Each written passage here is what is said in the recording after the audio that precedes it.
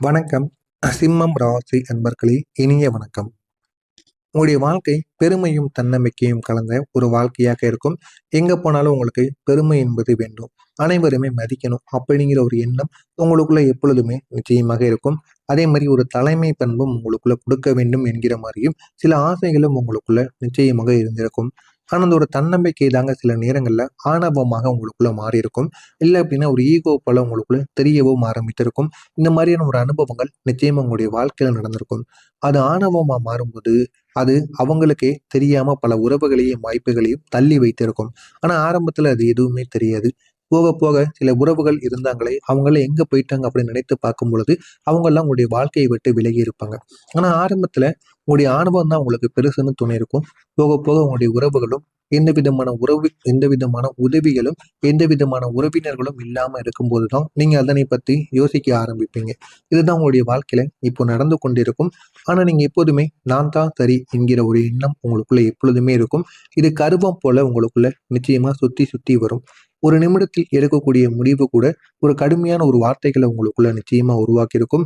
இவையெல்லாம் சேர்த்து உங்களுடைய வாழ்க்கையில ஆழமான காயங்களை உருவாக்கியிருக்கும். அந்த காயங்களிலிருந்து உங்களை வெளிவர முடியாம இன்னமும் நீங்கள் சில பிரச்சனைகளுக்கு ஆளாக்கப்படுவீங்க. இப்போது உங்களுடைய ஈகோவால ஏற்பட்ட 20 சம்பவங்கள் நிச்சயமாக நடந்திருக்கும். ஒரு நண்பன் சிறிய ஒரு தவற பண்ணியிருப்பான். ஆனா அந்த ஒரு தவற நீங்க சுட்டி காட்டிக் கொண்டே இருந்திருப்பீங்க. அதனால உங்களுக்கும் அவனுக்கும் இடையில சின்ன சின்ன தடைகள் ஏற்பட்டிருக்கும்.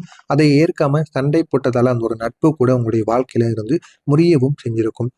ஒரு வேலையிடத்துல மேலாளர் சொன்ன ஒரு ஆலோசனையை ஏற்காம விட்டதால பதவி உயர்வு உங்களுக்கு தள்ளி போயிருக்கும். ஆனா அதை நீங்க உடனே நினைத்து கவலைப்பட மாட்டீங்க. பிற்காலத்தில் நம்ம அந்த பதவி உயர்வுக்கு மட்டும் போயிருந்தா என்னுடைய வாழ்க்கை இப்போ எப்படி போயிருக்கும், எந்த அளவுக்கு எனக்கு பணத்தை என்னால சம்பாதிச்சிருக்க முடியும் என்கிற மாதிரியான கேள்விகள் உங்களுடைய மனதிற்குள் ஓட ஆரம்பிச்சிருக்கும். அடுத்ததா, ஒரு உறவினர் உதவி செய்ய முனைந்த போது எனக்கு உதவி தேவையில்லை என்று நீங்க சொல்லியிருப்பீங்க. அதனால அந்த ஒரு உறவும் உங்களுடைய வாழ்க்கையை விட்டு கொஞ்சம் கொஞ்சமா தூரமாக போக ஆரம்பிக்கும். பேச்சுவார்த்தையும் இல்லாமலும் போய்விடும். அவங்களே வந்து உங்களுடைய வாழ்க்கையில நான் உதவி பண்றேன் அப்படின்னு கூறும் பொழுது, நீங்க தேவையில்லைன்னு கூறாம, எனக்கு நான் தேவைப்படும் போது கூறுகிறேன். இப்போதைக்கு எனக்கு வேண்டாம் அப்படின்னு நீங்க மென்மையாக கூறுவதற்கும், எனக்கு தேவை கிடையாது. என் வாழ்க்கையை எனக்கு பார்க்க தெரியும் என்பது போல கூறியதற்கும் நிறைய வித்தியாசங்கள் இருக்குல்லவா? அதனால உங்களுடைய வாழ்க்கையிலிருந்து உறவினர்களும், அந்த உதவி செய்யக்கூடிய உறவினரும் இவங்க தூரமாக சென்று விட்டார். ஒரே ஒரு குடும்ப நிகழ்வில் பேசப்பட்ட ஒரே ஒரு வார்த்தை பெரிய ஒரு சண்டையாக மாறியிருக்கும். நீங்க யாரிடம் பேசினாலும் தலைக்கணம் இருப்பது போல பேசுவீங்க. அது மத்தவங்களுக்கு பிடிக்காது. அது நீங்க பேசும் பொழுது நீங்க ஈகோவுடன் பேசுறீங்க அப்படின்னு மத்தவங்க உணர்ந்து கொள்வாங்க. அதனால உங்களுடைய வாழ்க்கையில அனைவருமே உங்களுடைய குடும்பமாக இருக்கட்டும், உங்களை சுற்றி இருக்கக்கூடிய மனிதர்களாக இருக்கட்டும், அனைவருமே சண்டைக்கு உங்களிடம் வருவதற்காக தயங்காம இருப்பாங்க. இந்த மாதிரியான அனுபவங்களும் உங்களுடைய வாழ்க்கையில நிச்சயமா நடந்திருக்கும். ஒரு நல்ல ஒரு வாய்ப்பு கூட உங்களுடைய ஈகோ காரணமாக நான் இதை விட பெரியதுதான் எனக்கு வேண்டும் என்று நீங்க சொல்லியிருப்பீங்க. மத்தவங்களோ உங்களுக்கு தெரிஞ்சவங்களோ அந்த ஒரு வாய்ப்பை அவங்க பயன்படுத்தும் பொழுது, நம்மளும் அந்த ஒரு வாய்ப்பை பயன்படுத்தினா நமக்குன்னு என்ன மரியாதை இருக்கு என்பது நீங்களே உங்களை நினைத்துக்கொண்டு, அதனாலேயும் பல வாய்ப்புகளை உங்களுடைய கையை விட்டு நீங்க நழுவ விட்டிருப்பீங்க. ஒரு காதல் உறவுல கூட நீங்க மன்னிப்பு கேட்காம இருந்ததால, அதுவும் அந்த காதல் உறவு உங்களுடைய வாழ்க்கையை விட்டு போயிருக்கும். இது காதல் உறவு மட்டுமல்ல, திருமணமான நபர்களுக்கும் நிச்சயமாக இது பொருந்திவிடும். மன்னிப்பு, அதற்கப்புறம் பொறுத்து போவது இந்த இரண்டும் இல்லாம இருக்கிறதுனால நிறைய உறவுகள் உங்களுடைய காதல் உறவை நீங்க இழந்து விட்டுட்டீங்க அப்படின்னா சும்மாவாங்க. ஒரு நண்பர் மீண்டும் உங்களுடைய சேர முயன்ற போது அதை நீங்க நிராகரிச்சிருப்பீங்க. அதனால உங்களுக்கு தனிமை நிச்சயமா அதிகரிக்கவும் தொடங்கியிருக்கும். ஒரு தொழில் வாய்ப்பில் கூட கூட்டாக வேலை செய்ய நீங்க மறுத்ததால உங்களுக்கு நஷ்டம் நிச்சயமா ஏற்பட்டிருக்கும். ஆரம்பத்தில் நீங்க பேசியது கூட்டாக நம்ம சேர்ந்து வேலை பார்ப்போம்னு தான் பேசியிருப்பீங்க. ஆனா போக போக கூட்டு என்பது நமக்கு வேண்டாம், நம்ம தனிமையாகவே பார்த்து கொள்ளலாம் என்று நினைத்து நீங்க தனிமையாக தொடங்குவீங்க. அது போக போக உங்களுக்கு இன்னும் பிரச்சனைகளை உங்களுக்குள்ள வர ஆரம்பித்து கொண்டிருக்கும். ஒரு பெரியவருடைய அறிவுரையை நீங்க கேட்காம தவறான ஒரு முடிவை நீங்க எடுத்திருப்பீங்க.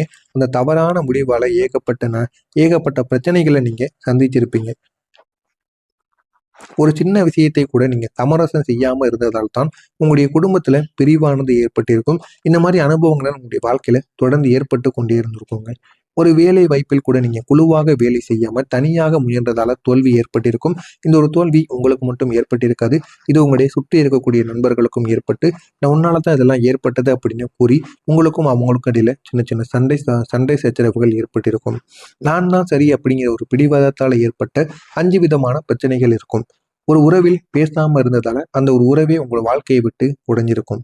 ஒரு வேலை இடத்தில் குழுவுடன் சேராம நீங்க தனிமையாக அந்த ஒரு வேலையை பார்த்திருப்பீங்க. இதனால நீங்க உங்களுக்கும் பிரச்சனையாக மாறியிருக்கும். அந்த ஒரு குழுவுக்கும் அது பெரிய ஒரு பிரச்சனையாகவே மாறியிருக்கும். இதனால உங்களோட சேர்த்து அவங்களுடைய வாழ்க்கையும் இந்த ஒரு நேரத்துல கேள்விக்குறியாக மாறியிருக்கும். ஒரு குடும்பத்துல கருத்து வேறுபாடுகள் பெரிதாகி கொண்டிருக்கும். இதற்கு காரணமாக இருப்பது நீங்களாக மட்டுமே இருப்பீங்க.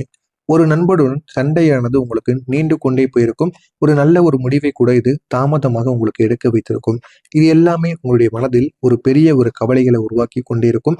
ஆனா மாற்றமானது வரும். ஆனா அந்த மாற்றம் உடனே உங்களுக்கு வராது. இது எல்லாத்தையும் நீங்க மறந்து உங்களுடைய ஈகோவில இருந்து நீங்க வெளியே வரணும். எந்த விதமான பிடிவாத குணமும் ஈகோவும் இல்லாம நல்ல ஒரு செயலுக்கு நல்ல ஒரு மனிதனாக நீங்க மாத்திக்கொண்டீங்க அப்படின்னா உங்களுடைய வாழ்க்கை அழகானதாக மாறும். அதற்கு நீங்க உங்களை மாற்றிக்கொள்ள வேண்டும். உங்களுக்குள்ள ஒரு பொறுமை என்பது வேண்டும். எந்த ஒரு முடிவை எடுத்தாலும் நீங்க பொறுமையாக எடுக்கணும். அதை எடுத்தா மட்டும்தான் உங்களுடைய வாழ்க்கை நிச்சயமா மாறும். எனவே நான் இதுவரை கூறியது உங்களுடைய வாழ்க்கையில நடந்திருக்கா இல்லையா? சில விஷயங்கள் உங்களுடைய வாழ்க்கையில நிச்சயமாக நடந்திருக்கும். நடந்ததா இல்லையா என்பதை கமெண்ட் வாயிலாக கூறுங்கள். இனிமே உங்களுடைய வாழ்க்கையில நடக்கப் போவது என்ன என்பதை நான் கூறுகிறேன். அது நடக்கிறதா இல்லையா என்பதை பார்த்தும் கமெண்ட் வாயிலாக கூறுங்கள். வரக்கூடிய இந்த ஒரு நாளுக்கு பிறகு உங்களுடைய வாழ்க்கையில பெரிய பெரிய மாற்றங்கள் ஏற்படும். முக்கியமா ஈகோ அப்படிங்கிறது உங்களுக்குள்ள குறைய ஆரம்பிக்கும். அந்த ஈகோ உங்களுக்குள்ள நீங்களே குறைத்துக் கொள்ள மாட்டீங்க. உங்களுடைய வாழ்க்கையில நடந்த சில சம்பவங்களையும் சில உறவுகள் உங்களுடைய வாழ்க்கையை விட்டு பிரிந்து போவதை பார்த்து நீங்களே உங்களுடைய மனதை மாற்றிக்கொள்வீங்க. அப்படிப்பட்ட ஒரு நிலைமைக்கு நிச்சயமா நீங்க வந்து விடுவீங்க. புரிதலுங்கிறது உங்களுக்குள்ள அதிகரிக்க ஆரம்பிக்கும். வாழ்க்கையும் உங்களுக்கு மெதுவாக வாழ்க்கைனா என்ன என்பதை உங்களுக்கு உணர்த்தியும் காட்டும். இந்த மாதிரியான அனுபவங்கள் உங்களுக்கு நிச்சயமாக உங்களுக்கு கிடைக்க ஆரம்பிக்கும்.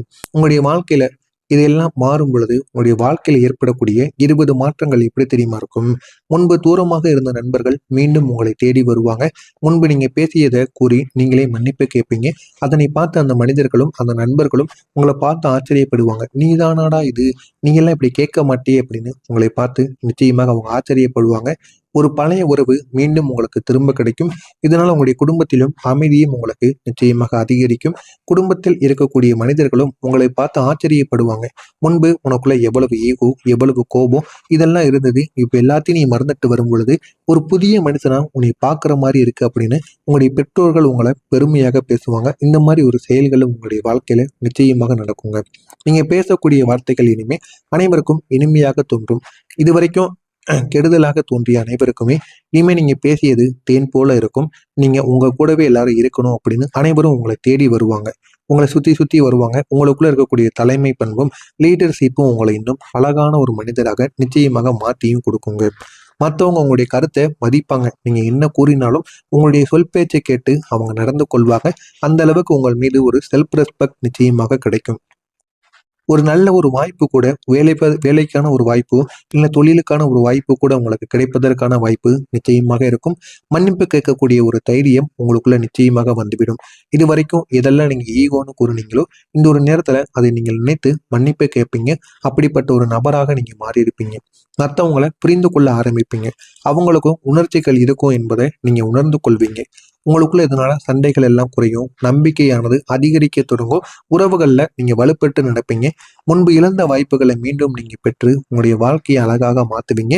புதிய நண்பர்கள் உங்களுடைய வாழ்க்கையில சேருவாங்க. குடும்பத்துல உங்களுடைய மதிப்பு இன்னும் உயர ஆரம்பிக்கும். நீங்க எங்கு சென்றாலுமே இனிமே உங்களுக்கு மரியாதையானது கிடைக்கும். இது வரைக்கும் கிடைக்காத மரியாதை இனிமே உங்களுடைய மாற்றத்தால் உங்களுக்கு கிடைக்க ஆரம்பிக்கும்.